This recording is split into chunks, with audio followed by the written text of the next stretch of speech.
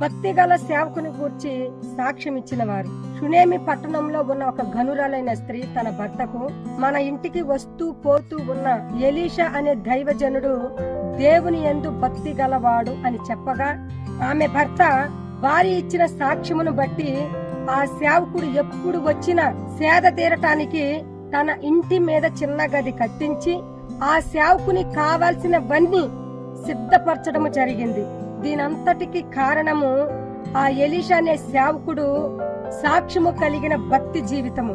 అలాగే మరలా ఈ ఎలీషా అనే సేవకుని గూర్చి మరొక స్త్రీ అనగా ఇశ్రాయేలు చిన్నది ఇచ్చిన సాక్ష్యము. సిరియా దేశములో బహు పరాక్రమశాలి అయిన నయమాను అనే వ్యక్తికి కలిగిన కుష్ఠ రోగమును బట్టి తన యజమానురాలికి ఇచ్చిన సాక్ష్యము.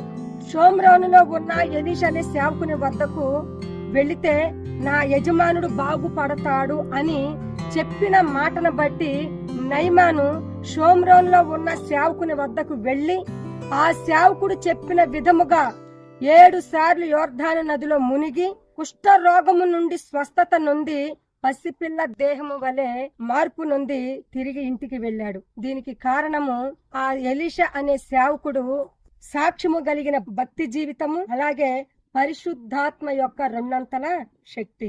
ఆమేన్.